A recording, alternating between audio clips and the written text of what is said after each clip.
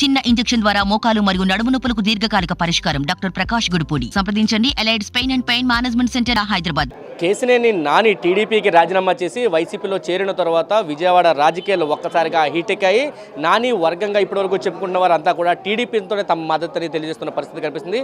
ప్రధానంగా పశ్చిమ నియోజకవర్గానికి సంబంధించి బేగికి ఇక్కడ టీడీపీని సీట్ ఇవ్వాలండి గత కొంతకాలంగా నాని టీడీపీ అధిష్టానం మీద ఒత్తిడి తెచ్చారు. అయితే ప్రస్తుతం నాని వైసీపీలోకి వెళ్ళడంతో బేగ్ టీడీపీలోనే కొనసాగుతామని చెప్తున్న పరిస్థితి. మనతో పాటు బేగ్ ఉన్నారు, ఆయనతో మాట్లాడు. సార్, ఇప్పటివరకు నాని అత్యంత సీట్ ఎవరిదని అడిగారంటే పశ్చిమ నియోజకవర్గంలో బేగ్కి సీట్ ఇవ్వాల్సిందే అని చెప్పి నాని ఇప్పటివరకు పట్టుబట్టారు. నాని వైసీపీలోకి వెళ్ళిన పరిస్థితి ఎలా చూస్తారంటే మీరు టీడీపీలోనే కొనసాగుతున్నారని నేను లోకేష్తో కూడా చెప్పిన పరిస్థితి.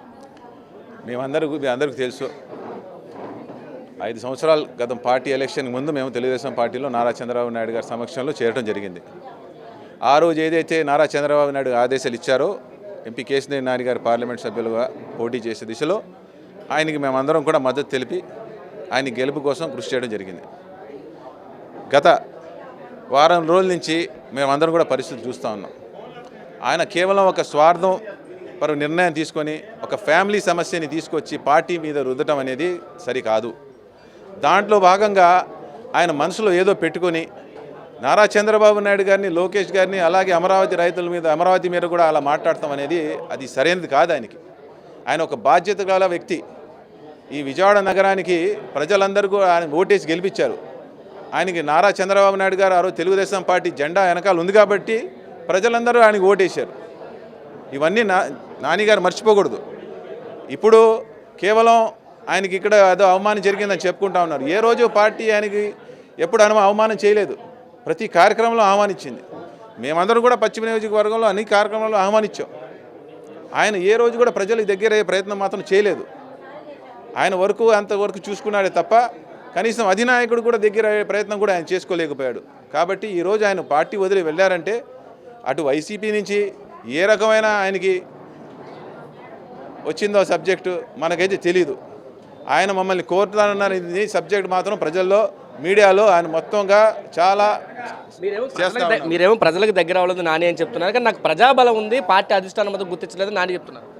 ఏమండి, అఫీషియల్ కార్యక్రమాలు చేసుకుంటాం అనేది ఒక వంతు, ప్రజా సమస్యల్ని ప్రజల దగ్గర వెళ్ళి తెలుసుకుంటాం అనేది ఇంకో విషయం.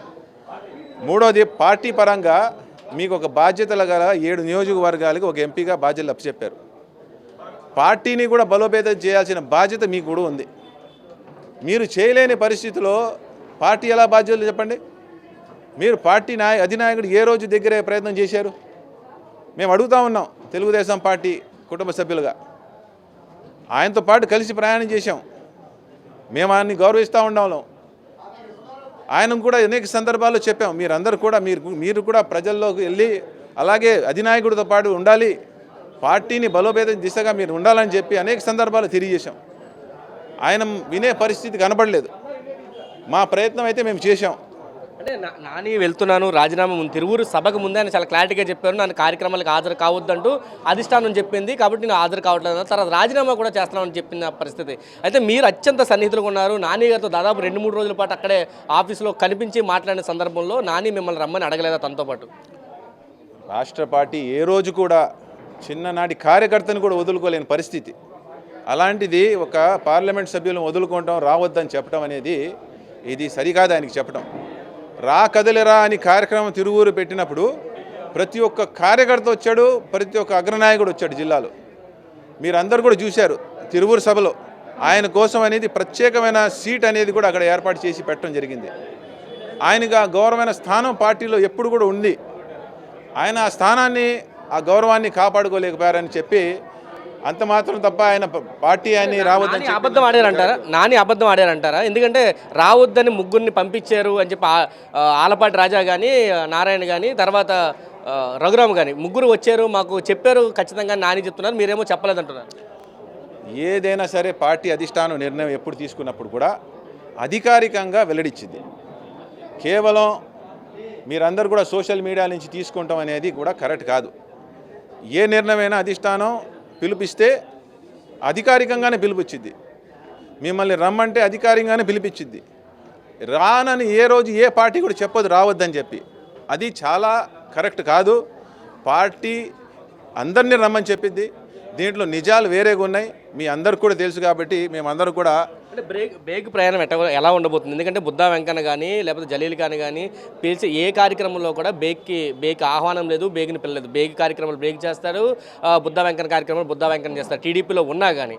ఇప్పుడు పరిస్థితి ఎలా ఉండబోతుంది? కోఆర్డినేషన్ ఉంటుందా లేకపోతే ఎవరి కార్యక్రమాల వాళ్ళు యథావిధిగా కొనసాగించే పరిస్థితి కన్నా?